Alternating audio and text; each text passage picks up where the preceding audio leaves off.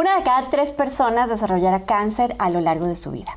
Por eso es tan importante prevenir, diagnosticar y tratar oportunamente. De esto vamos a hablar hoy en Health Café. Health Café, Health Café, Health Café, con Juana Ramírez y el doctor Fernando Castilleja. Y antes de empezar, por favor, activen sus notificaciones en donde sea que nos vean y nos escuchen para que no se pierdan ni un solo episodio de Health Café. Oye, Juana, mira, pues este capítulo es muy relevante por justo lo que acabas de decir. Una de cada 3 personas podemos llegar a tener cáncer en algún momento de nuestra vida. Pero cáncer hoy ya no es sinónimo de muerte. No necesariamente lo es, debido a que ya se puede detectar y se puede tratar antes de que la tumoración o el cáncer dé señales de extensión a otros órganos. Y actualmente existe una nueva tendencia en el tema de salud que tiene que ver con la genética de las personas, pero también de los tumores.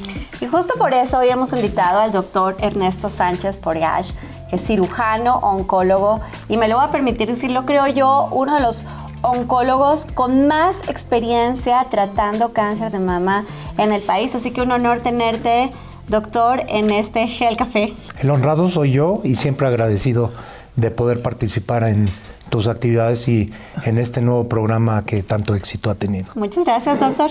Ernesto, ¿cuál es la influencia de la genética hoy en día en el cáncer? Básicamente yo considero que todos los tumores y todos los diagnósticos de cáncer tienen un trasfondo genético que heredamos de nuestros padres y que se expresa o no a lo largo de la vida por la influencia de factores externos. De ahí lo importante también de conocer esta genética, y hoy en día es posible hacerlo.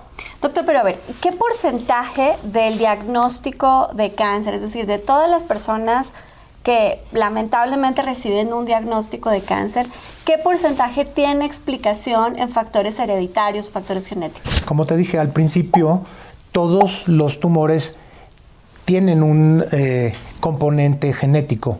Y depende de cada órgano y de cada tipo de cáncer la proporción que juega en el diagnóstico. Por ejemplo, sabemos que hay ciertos diagnósticos o ciertos tumores como el cáncer de páncreas o el melanoma que son eminentemente heredados. Cáncer de ovario tiene una proporción de más del 50% de antecedentes heredofamiliares. O sea que sí, en ellos vamos a tener una influencia importante. Cáncer de mama, que es el diagnóstico más frecuente de cáncer en la mujer, tiene un componente de aproximadamente un 20%, en donde la pieza motora es la genética. Y otros tumores que son esporádicos y raros, probablemente en algunos sí lo tenga y en otros no. Ya. Doctor, ¿existe la manera de anticipar, ya en un paciente que ha sido diagnosticado con cáncer, existe la manera de anticipar cómo se va a comportar ese cáncer en esa persona? Pues los estudios básicos clínicos y patológicos nos dan un pronóstico desde un principio cuando tomamos una biopsia. El patólogo nos va a dar cierta información que es a través de tinciones, lo que se llama la inmunohistoquímica. En ella conoceremos el grado histológico y también podemos conocer el factor de proporción de qué tan rápido se puede desarrollar este tumor y qué historial tiene el mismo. A ver, déjenme explicarles lo que el doctor quiso decir. Lo que quiso decir con biopsia no es otra cosa que una pequeñita muestra de ese tumor, que justamente es el cirujano oncólogo el que toma esa muestra y se la da a otro médico, que es el patólogo, que revisa a partir de ponerle algunos colores a ese muestra de tejido a través del microscopio, si se trata de qué nivel o con qué avance de cáncer, y entre otras cosas, por ejemplo, el cáncer de mama, si ese tumor es de origen hormonal o no es de origen hormonal, en pocas palabras. Así es lo que nos da un pronóstico.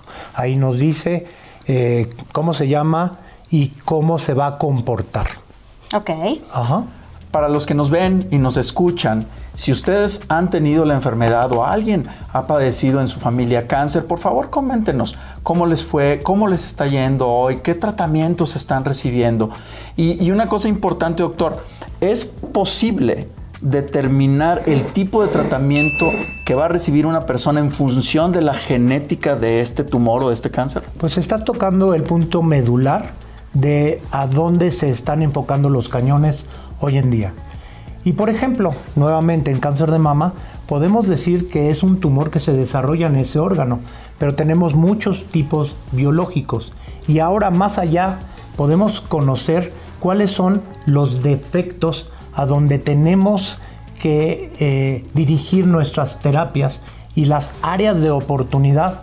Entonces, ahora para la investigación del cáncer en general y el cáncer de mama o de colon o de pulmón en particular, conocemos cuáles son estas alteraciones, conocemos cuáles son las moléculas que pueden interactuar y que pueden tener un efecto benéfico y que nos pueden dar un resultado idóneo para el bienestar del paciente.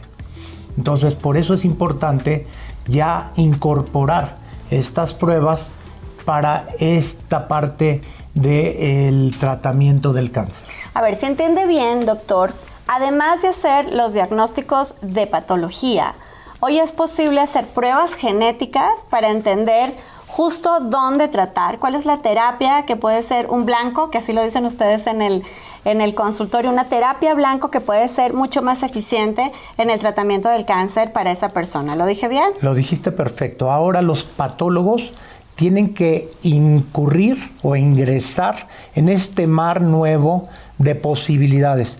Se debe de tener un laboratorio específico que es de biología molecular y con esta posibilidad de interactuar y de identificar estas alteraciones para poder dar un buen tratamiento, lo que se llama, conocemos el pronóstico, lo que necesitamos es la predicción del éxito de los tratamientos sobre cada uno de los casos.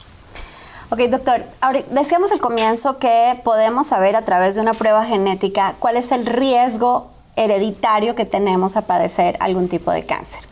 Entonces ya sabemos que además hay factores externos que pueden acelerar o encender esos oncogenes, ¿no? Entonces, si tenemos cierto tipo de vida, cierto estilo de vida o de alimentación, o por ejemplo quienes tienen el hábito del tabaquismo, que es como si literal fueran y le pusieran on a ese oncogen. Pero en ese mismo sentido, también hay acciones que podamos tomar para apagar esos oncogenes.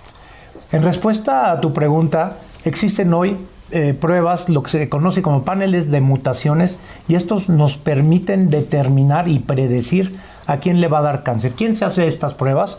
Pues una persona que en su familia tiene muchos familiares que hayan padecido una enfermedad específica. Cáncer de mama, cáncer de ovario, cáncer de páncreas, melanoma, cáncer de próstata.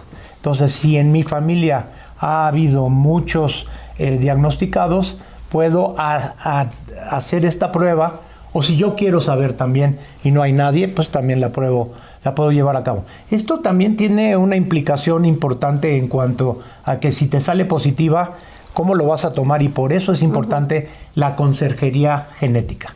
En cuanto a si se tiene un resultado positivo, pues esto es un área de oportunidad, tanto personal como para la familia.